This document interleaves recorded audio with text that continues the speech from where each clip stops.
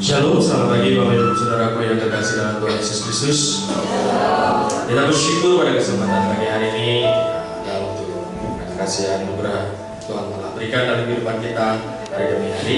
Saya juga menyambut kepada Bapak Ibu Saudara yang mengikuti ibadah kami melalui online. Terima kasih atas kesediaannya yang mengikuti ibadah kami melalui online. Kiranya Tuhan memberkati Bapak Ibu Saudara. Mari kita mempersiapkan hati kita untuk datang kepada Tuhan dengan satu doa.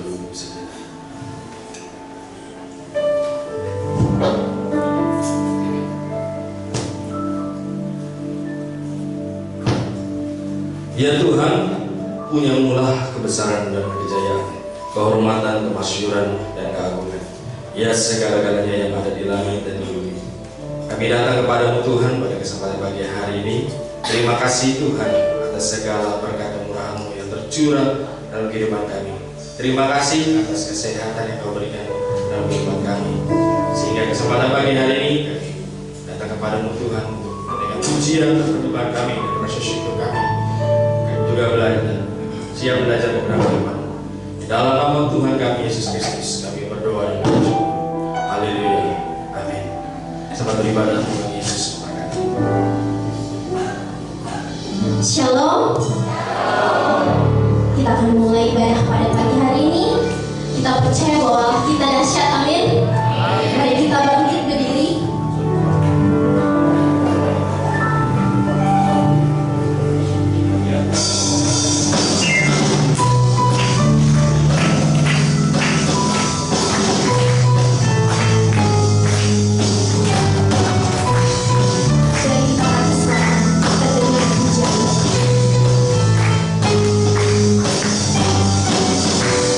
Dari kita kesempatan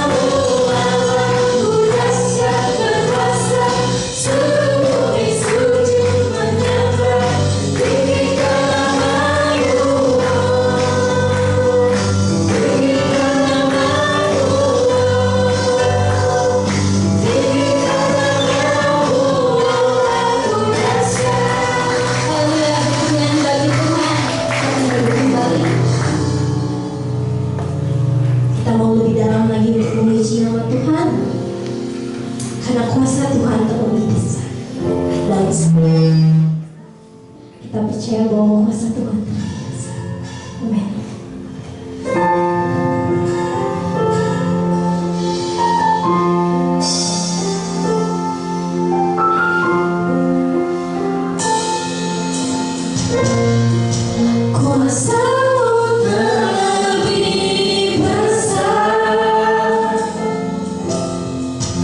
Tuhanku terlebih besar.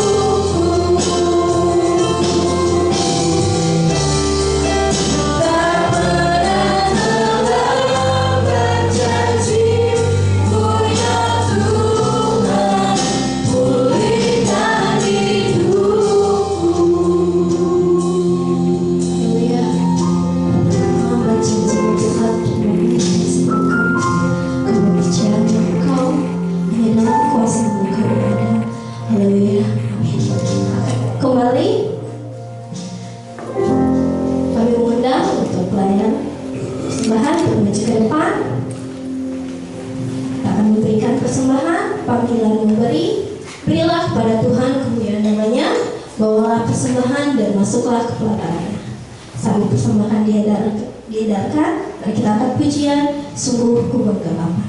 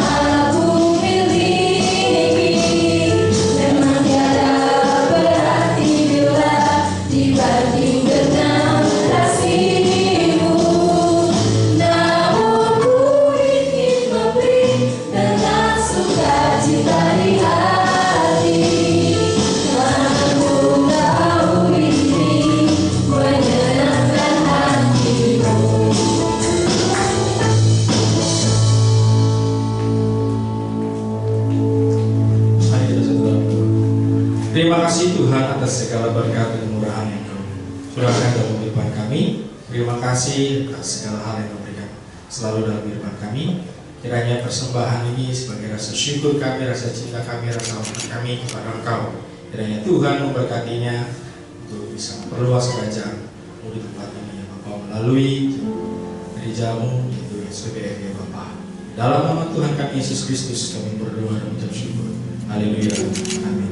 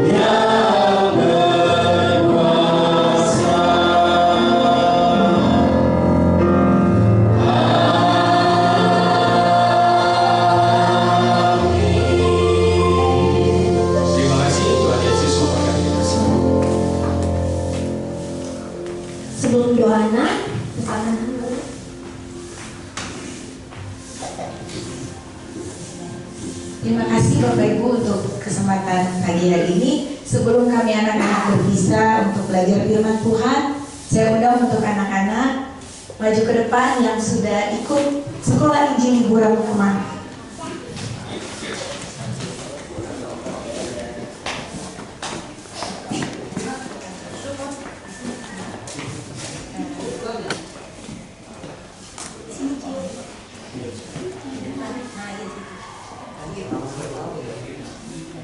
Kami mau mengucapkan banyak terima kasih atas dukungan, atas kegiatan kami yang sudah kami adakan kemarin tanggal 12 Juli 2025, yaitu Sekolah Injil Liburan. Kepada Bapak dan Ibu sudah mensupport kami untuk bersama-sama mengadakan SIL. Kami sudah boleh berjalan menikmati pemandangan yang indah, bersama-sama menikmati rekreasi, juga sudah mengadakan kegiatan-kegiatan hastakarya,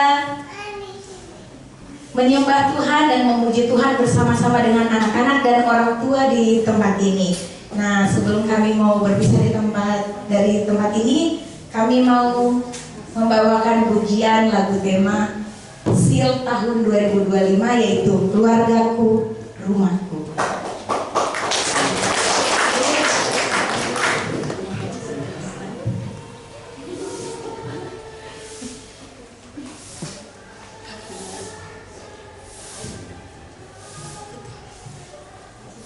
Kakak bisa bantu ikutan ya kemarin. Itu kakak, oh yang itu. Oh belum, lagunya belum. Di sini aja kak, biar yang bisa lihat.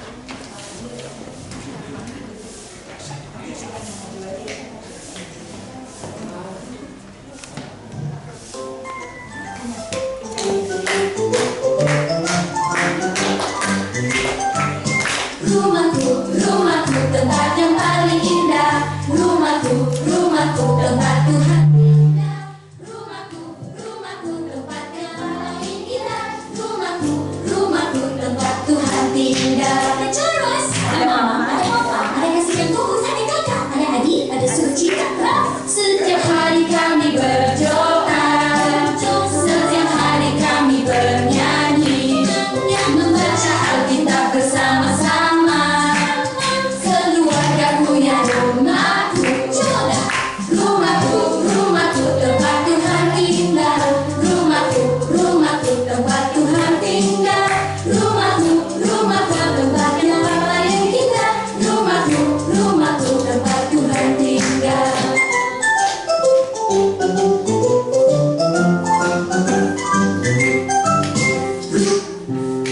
Oke, terima kasih.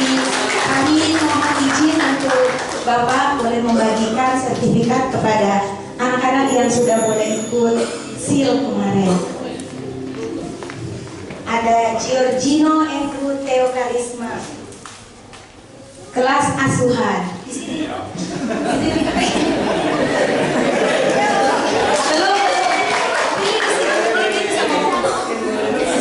Belum dapat.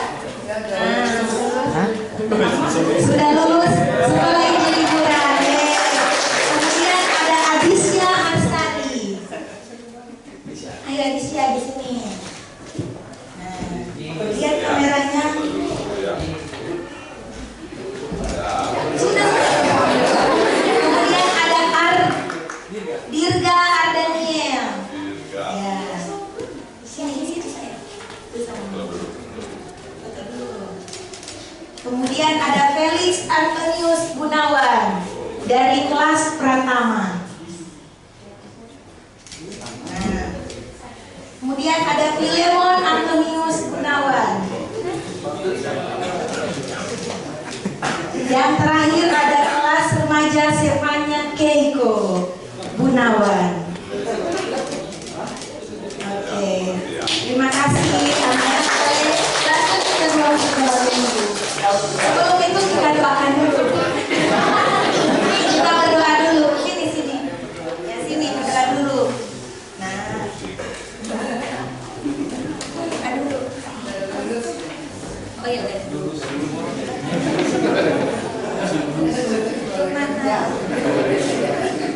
Mari kita serahkan anak kita untuk kembali kepada Tuhan. Mari kita berdoa. Allah Bapa kami yang di surga, kami mau serahkan anak-anak kami dalam waktu mereka belajar mengenal firman Tuhan. Kiranya mereka dari sejak dini bisa mengenal Tuhan Yesus sebagai Tuhan dan Juru Selamat mereka. Jika mereka hikmat, kadang bisa memahami setiap kebenaran firman Tuhan, dan mereka bisa melakukannya dalam kehidupan mereka sehari-hari ya Bapak. Di dalam nama Tuhan kami Yesus Kristus kami berdoa dan mengucap syukur. Haleluya. Amin. Amin. Let's go.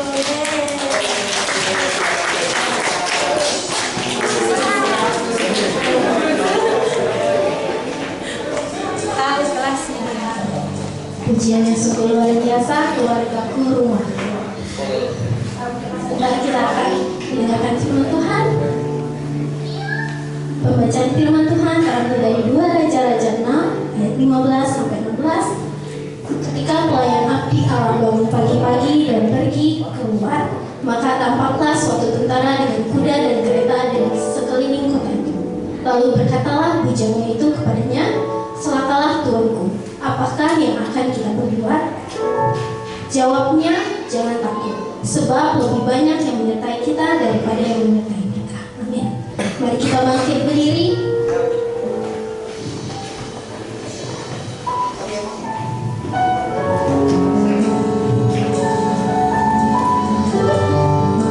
Percaya dengan saya, kita akan terbang di emas yang badai kehidupan.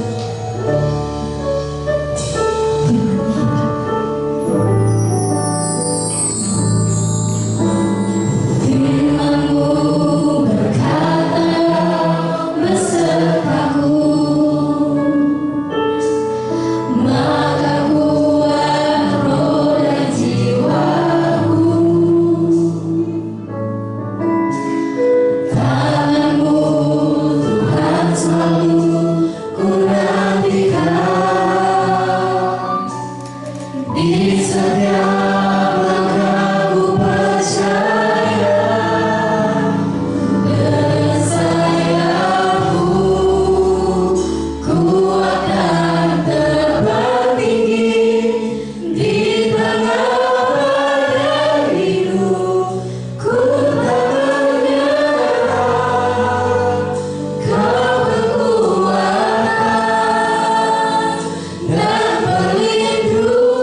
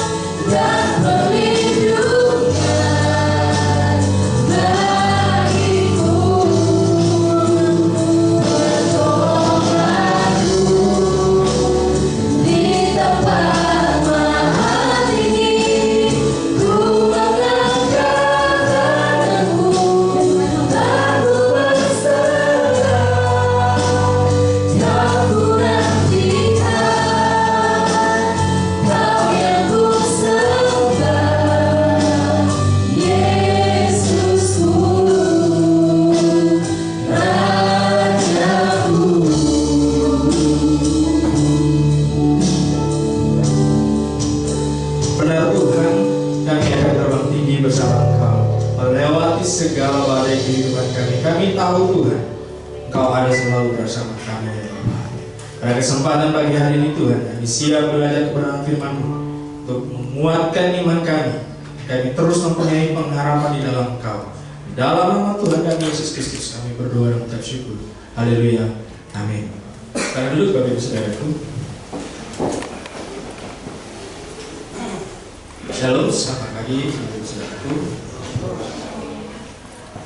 Pada kesempatan hari ini saya memberi judul firman Tuhan pada hari ini adalah Di Saat Aku Parno. Siapa yang di sini pernah parno atau ketakutan untuk masa depan, kehidupan besok, bulan depan? Pasti setiap orang pernah mengalami namanya dalam web bmd.com. Parno adalah perasaan bahwa seolah-olah kita diancam dengan cara tertentu, seperti orang mengintai kita atau melawan kita, walaupun tidak ada bukti yang benar. Dan ini menurut WBMD ada gejala-gejala orang-orang yang parno, yaitu tidak bisa berkompromi, tidak bisa memaafkan, tidak bisa menerima kritik, tidak bisa percaya orang lain, selalu curiga pada tindakan orang lain yang sebenarnya dianggap itu normal. Dan ada akibat dari kalau kita terlalu parno dalam kehidupan kita.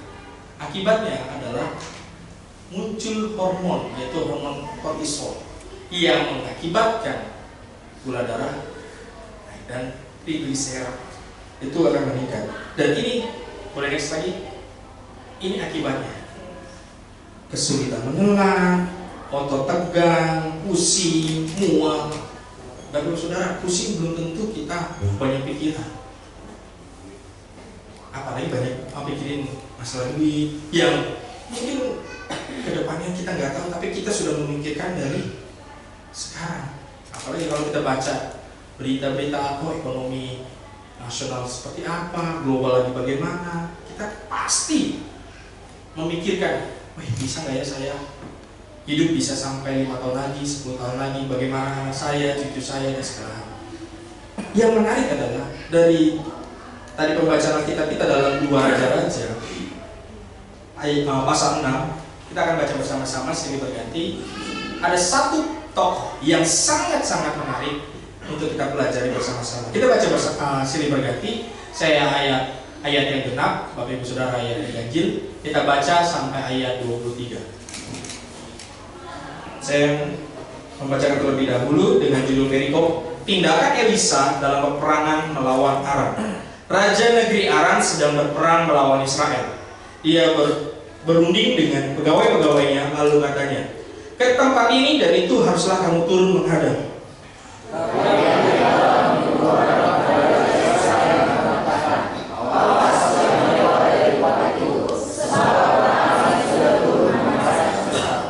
Sebab itu Raja Israel menyuruh orang-orang ke tempat yang disebutkan abdi Allah kepadanya. Demikianlah Elisa memperingatkan kepadanya supaya berawas-awas di sana, bukan sekali 2 kali saja.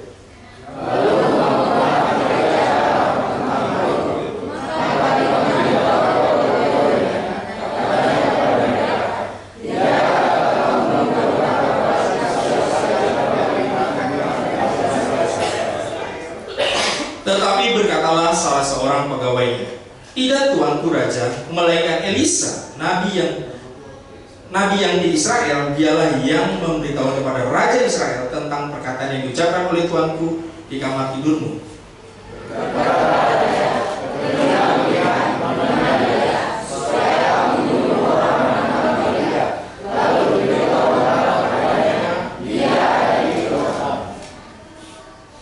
Maka dikirimnyalah ke sana kuda serta kereta dan tentara yang besar. Sampailah mereka pada waktu malam, lalu mengepung kota itu.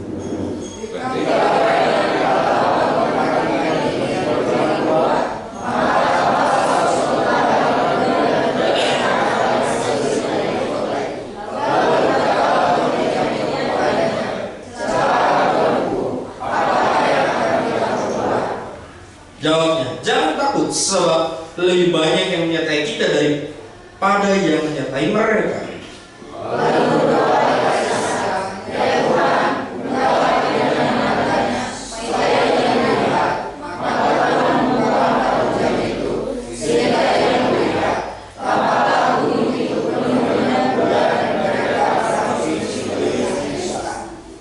Ketika orang-orang Arab itu turun mendatangi dia, berdoalah Elisa kepada Tuhan, butakanlah kiranya mata orang ini, maka dibutakannyalah mata mereka sesuai dengan doa Elisa. Kemudian berkata Elisa kepada mereka, bukannya itulah aku, maka aku akan mengantarkan kamu kepada orang yang kamu cari. Lalu diantarkannya mereka ke Samaria. Segera sesudah mereka sampai ke Samaria, berkatalah Elisa, ya Tuhan, bukalah mata orang ini supaya mereka melihat. Lalu Tuhan membuka mata mereka sehingga mereka melihat, dan heran, mereka ada di tengah-tengah Samaria. Lalu berkata Elisa kepada Elisa,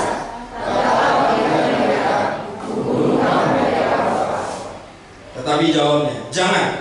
Biasakah kau bunuh yang kau tawan dengan pedang muda, dengan panahmu? Tetapi hidangkanlah makanan dan minuman di depan mereka, supaya mereka makan dan minum, lalu pulang kepada tuan mereka.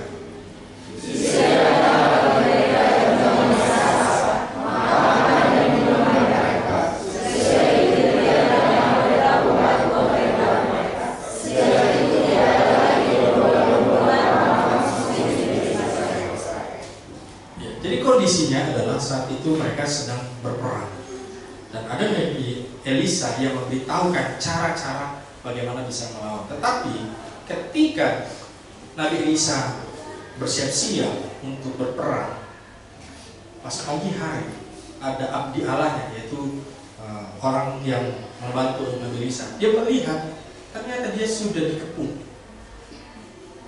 oleh musuhnya. Dikatakan tadi di ayat 15, ketika pelayan abdi Allah bangun pagi-pagi dan pergi keluar, maka tampaklah suatu tentara dengan kuda dan kereta ada di sekeliling kota itu. Lalu dikatakan bujang itu kepadanya, celaka tuanku, apakah yang akan kita perbuat? Tapi ibu saudara, situasi yang saat Nabi Elisa alami adalah situasi yang sangat genting. Musuh sudah di depan, sudah siap menyerang. Yang tadinya mereka mau ngepung musuhnya, tapi malah dikepung. Kita akan belajar ada dua hal bagaimana ketika di saat kita menghadapi panggung dan kita bisa melewati hal itu, dan Tuhan akan merubah situasinya menjadi hal yang baik. Yang pertama, Bapak Ibu Saudara, hal yang bisa kita lakukan adalah riset perspektif kita. Di ayat 15 dan 16 dikatakan, ketika pelayan abdi Allah bangun pagi-pagi dan pergi keluar, maka tampaklah suatu tentara dengan kuda dan kereta ada di sekeliling kota itu. Lalu berkatalah bujangnya itu kepadanya, celaka tuanku, apakah yang akan kita perbuat? Stop sampai sini dulu. Ketika situasi seperti itu, dia lihat bangun pagi-pagi buka jendela. Tuhan, ini musuh sudah di depan. Bagaimana kita bisa keluar, bisa melawan? Ini gak bisa, gak masuk akal. Kita malah yang akan dibunuh dan binasa. Ini gak bisa tuh. Maka dikatakan, ini yang menarik, ayat 16. Jawabnya, jangan takut, sebab lebih banyak yang menyertai kita daripada yang menyertai mereka. Tapi saudara, seringkali apa yang tidak bisa kita lihat lebih mempengaruhi daripada apa yang bisa kita lihat. Boleh guys? Jadi Bapak Ibu Saudara, terkadang ketakutan penuh di dalam kita menguasai iman kita. Karena bahwa di saat kita hidup di dalam ketakutan, maka di saat itulah iblis sudah menguasai diri kita, dan disitulah iblis suka.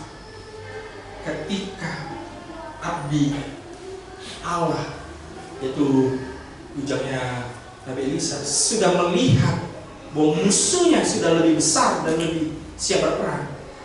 Dia khawatir kita tidak bisa melawan. Kita pasti kalah, pasti kita mati. Gak ada jalan keluar. Tapi Bapak Ibu Saudara, ini pemahaman atau perspektif yang salah. Boleh next?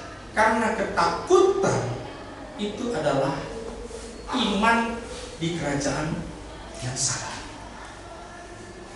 Karena prinsip yang Alkitab jelaskan di dalam 2 Timotius 1 ayat 7. Saya pakai terjemahan AMP. Boleh next? Terjemahannya seperti ini Bapak Ibu Saudara. Sebab Tuhan tidak memberikan kepada kita roh apa? Yang malu-malu, atau pengecut, atau ketakutan. Tetapi Dia telah memberikan kita roh yang menghasilkan apa? Kuasa, power, kasih, akal, dan pengendalian diri. Dalam artian bahwa kemampuan yang menghasilkan ketenangan, pikiran yang jernih dan seimbang. Dan tapi Saudara, kalau ketakutan, kita tidak akan bisa melihat di balik itu apa. Tetapi ketika kita berdasarkan prinsip yang Tuhan sudah berikan dalam Alkitab, bahwa di dalam setiap kita Tuhan sudah memberikan roh yang menghasilkan kuasa. Bujang tersebut sudah takut karena sudah dilihat di depan mata kepalanya musuh-musuhnya. Tetapi kalau kita perhatikan lagi di ayat selanjutnya, di ayat 17, lalu berdoalah Elisa, ya Tuhan, bukalah kiranya matanya supaya ia melihat. Maka Tuhan membuka mata bujang itu sehingga ia melihat, tampaklah gunung itu penuh dengan kuda dan kereta berapi sekeliling Elisa. Di depan musuhnya, tetapi di belakangnya ada pasukan Tuhan dari surga yang siap berperang melawan musuh-musuhnya. Tapi Saudara, mungkin kita ketika menghadapi segala sesuatu dalam kehidupan kita, masalah-masalah, tantangan hidup, Tuhan, saya lagi butuh ini, butuh itu. Oh Tuhan, tidak tolong saya, tidak bantu saya. Kita sudah takut apapun yang terjadi ke depannya. Padahal belum terjadi. Kita sudah memikirkan. Akhirnya kita stres, kita parno. Hilang harapan, tidak ke gereja, tidak baca kitab, dan sebagainya.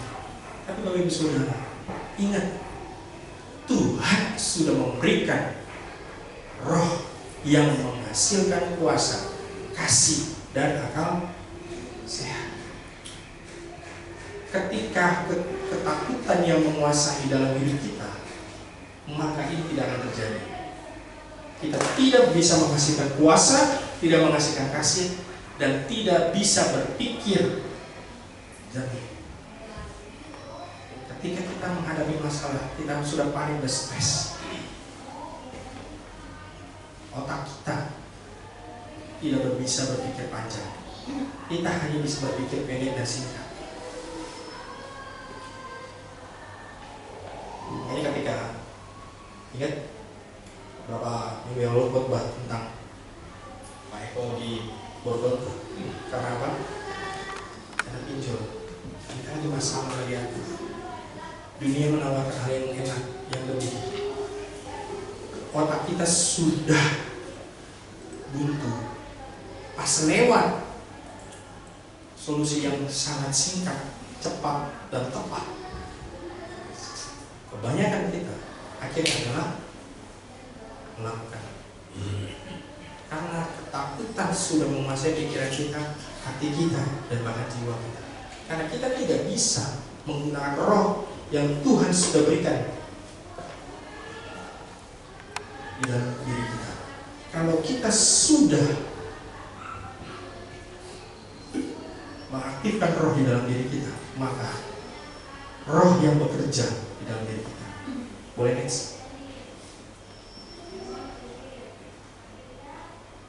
Kadang Bapak Ibu Saudara, Tuhan bisa meredakan badai, tetapi Tuhan tidak bisa memberikan badai dalam kehidupan kita. Karena kenapa Bapak Ibu Saudara? Terkadang Tuhan ingin melihat iman kita, seberapa kuat, seberapa tangguh kita bisa melewati setiap persoalan kita. Kalau kita mengandalkan pikiran kita, perspektif kita, tidak melihat dari perspektif Tuhan, maka kita tidak bisa melihat apa yang tidak terlihat. Tetapi ini yang perlu kita rubah pikiran kita. Kita rubah pakai prinsip Tuhan bahwa ada roh yang besar di dalam tubuh saya dan Bapak Ibu Saudara. Bukan lagi roh ketakutan yang menguasai diri kita. Hal yang kedua Bapak Ibu Saudara, kita perlu gunakan mata rohani kita. Di ayat 17 dan 18 dikatakan, lalu berdoalah Elisa, ya Tuhan, bukalah kiranya matanya supaya ia melihat. Maka Tuhan membuka mata bujang itu sehingga ia melihat. Tampaklah gunung itu penuh dengan kuda dan kereta berapi sekeliling Elisa. Ketika orang-orang Arab itu turun mendatangi dia, berdoalah Elisa kepada Tuhan, butakanlah kiranya mata orang-orang ini. Maka dibutakannya lah mata mereka sesuai dengan doa Elisa. Bapak Ibu Saudara, ini yang menarik. Ini yang paling penting Bapak Ibu Saudara. Ketika saya belajar ini, ada konsep yang baru yang saya dapatkan. Berdoa itu ada dua hal. Berdoa kepada Tuhan, bisa saja secara insan Tuhan melakukan pertolongan. Tetapi ada hal yang kedua, ketika kita berdoa, bukan yang kita harapkan, tetapi pertolongan yang Tuhan sediakan. Maksudnya begitu Bapak Ibu. Ketika Elisa berdoa, bukan minta Tuhan untuk memusnahkan musuh-musuhnya, tetapi dia berdoa supaya bujangnya bisa lihat bahwa Tuhan melindunginya, bahwa Tuhan sudah menyediakan pertolongan sebelum dia minta. Bayangkan Bapak Ibu Saudara, Tuhan bisa menghancurkan musuh-musuhnya dengan mengirimkan petirkah, api dari surga atau apapun itu bisa dilenyapkan. Tetapi yang menariknya, ketika Elisa berdoa, dia minta ke Tuhan bukan dimusnahkan, tetapi dibutakan dan dibukakan mata dari bujang ini. Ketika kita mengalami masalah, seringkali kita hanya minta berdoa, Tuhan bantu saya A, B, C, D. Tuhan tolong saya begini. Yang sesuai dengan pikiran kita.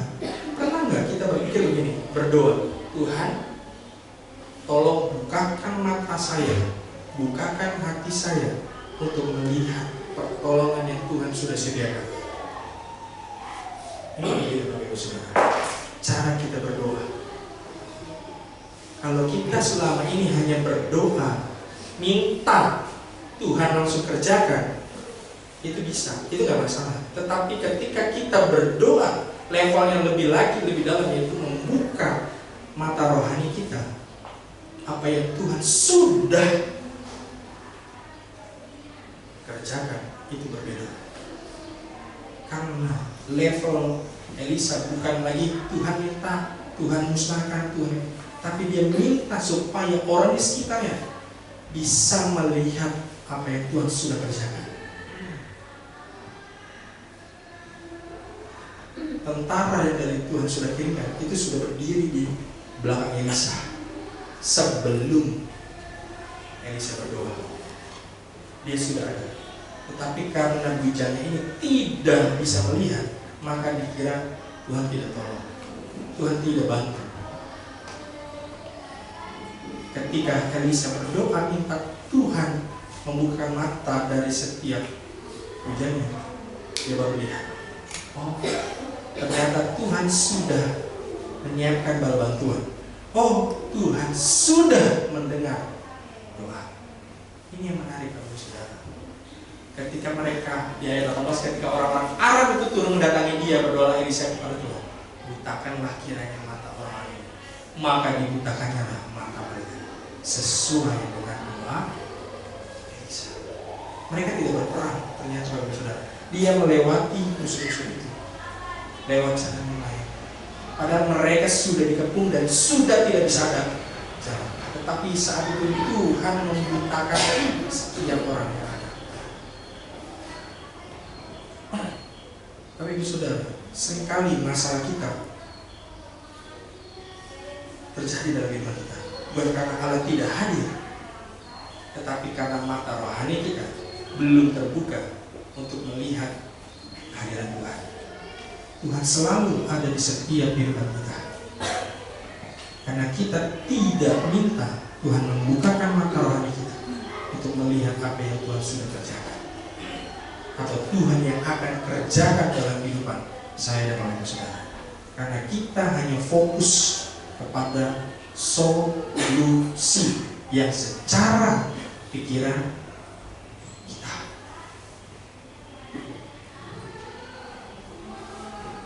Boleh next? Ini langkah praktisnya Bapak Ibu Saudara yang bisa kita kerjakan dalam kehidupan kita. Pertama, stop, yaitu untuk kita sejenak diam. Bapak Ibu Saudara, ketika bujang itu melihat musuhnya ada di depan, dia tidak langsung bertindak, tidak suruh semua tentara untuk melawan, tapi dia berhenti, dia diam dan ngomong ke nabinya. Bapak Ibu Saudara, ketika kita mengalami ketakutan, mengalami panik, kita perlu stop dulu segala aktivitas kita. Kita duduk diam dulu untuk bisa menenangkan diri kita, supaya roh ketakutan, kekhawatiran tidak menguasai kita. Ketika sudah menguasai, maka kita tidak bisa berpikir jernih. Yang kedua, yaitu melihat sekitar kita. Lihat dengan mata iman kita. Dengan kita berdoa, bukalah mata hati saya, mata iman saya. Apa yang Tuhan akan kerjakan, apa yang Tuhan inginkan dalam kehidupan saya. Bukan minta sekedar pertolongan Tuhan, tapi membukakan mata iman kita. Dan yang ketiga, mendengar. Ini yang kita sering skip, kita lupakan. Kita tidak mendengar perintah Tuhan. Kita lupa apa yang harus kita kerjakan, yang Tuhan inginkan dalam kehidupan kita. Kita hanya sering, kita berdoa, kita minta kepada Tuhan pertolongan. Tapi ketika Tuhan memberikan perintah, apa yang harus kita lakukan, kita skip, karena itu tidak masuk di akal pikiran. Dan yang terakhir, kita belajar. Karena dengan belajar dari situasi, membuat iman kita terlatih, membuat iman kita terus bertumbuh. Setiap persoalan yang kita hadapi, itu membuat iman kita semakin terlatih. Saya akan memberi kesimpulan kepada saudara. Hanya karena kita merasa takut, bukan berarti kita harus hidup dalam ketakutan. Hanya karena kita merasa cemas, bukan berarti kita harus hidup dalam kecemasan. Hanya karena kita merasa khawatir, bukan berarti kita harus hidup dalam karena ketakutan, kecemasan itu bisa ditundukkan dengan cara kita duduk diam dan berdoa minta pada Tuhan untuk bisa menunjukkan pertolongan Tuhan dalam kehidupan kita. Bangsa Israel bisa lepas, bisa menang karena dia mempunyai nabi. Kita mempunyai iman yang secara langsung tanpa perantara, tanpa pendeta pun bisa kita berdoa secara langsung kepada Tuhan. Oleh sebab itu, gunakan kesempatan itu ketika kita menghadapi masalah, kita bingung menghadapi persoalan hidup kita, duduk diam, berdoa, meminta kepada Tuhan untuk menunjukkan pertolongannya dalam hidup kita. Amin. Tuhan Yesus memberkati. Saya undang pemain musik singer untuk maju ke depan. Kita akan meresponi dari firman Tuhan.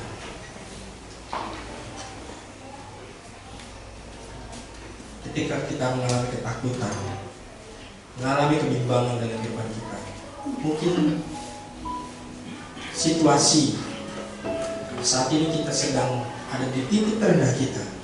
Mungkin kita sudah merasa, Tuhan, saya sudah tidak punya harapan, saya sudah buntu dalam pikiran saya.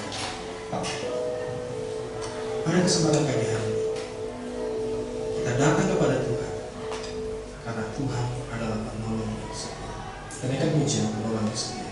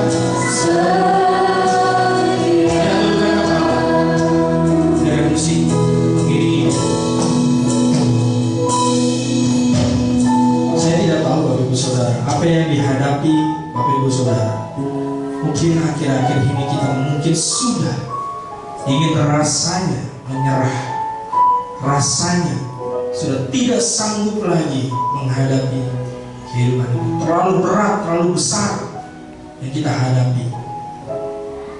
Mungkin kita stres, kita panik, kita parno apapun yang kita alami, membuat pikiran kita mulai tidak jernih, tidak bisa berpikir dengan akal sehat yang baik. Pada kesempatan pagi hari ini, kita diingatkan bagaimana Tuhan akan menunjukkan pertolongan ketika kita datang kepada Tuhan, meminta membuka iman kita, mata iman kita, mata rohani kita.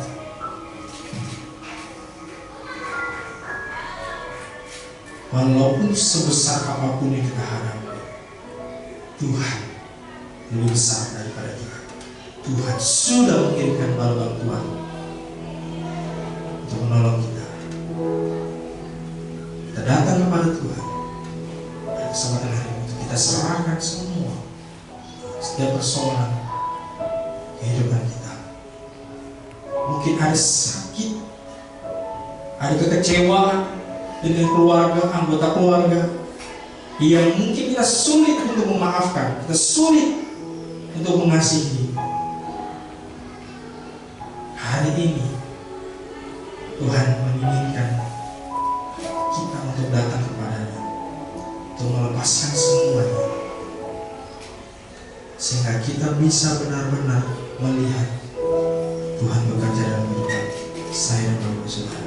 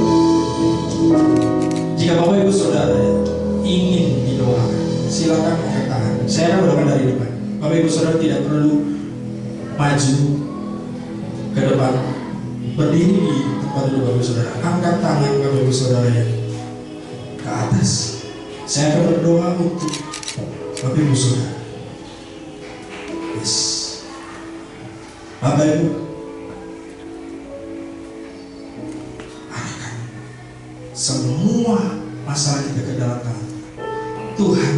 Engkau melihat anak-anak-Mu Tuhan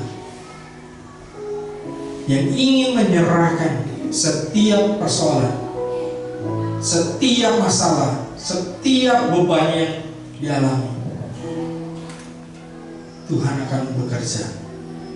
Tuhan akan membukakan setiap mata rohani anak-anak-Mu Tuhan yang membutuhkan pertolongan-Mu Tuhan. Kiranya Tuhan memberikan mata yang jernih, pikiran yang jernih, sehingga mereka bisa melihat apa yang Engkau akan lakukan, apapun yang Engkau kerjakan, sehingga rasa takut, rasa panik di dalam kehidupan kami tidak menguasai hidup kami.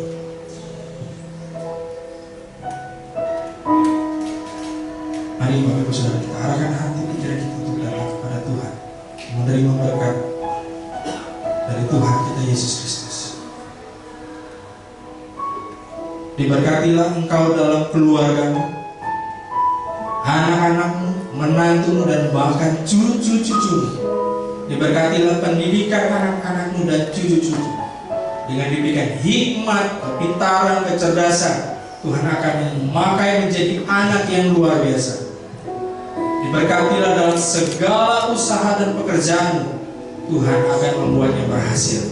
Dan kita bisa menjadi berkat bagi semua orang.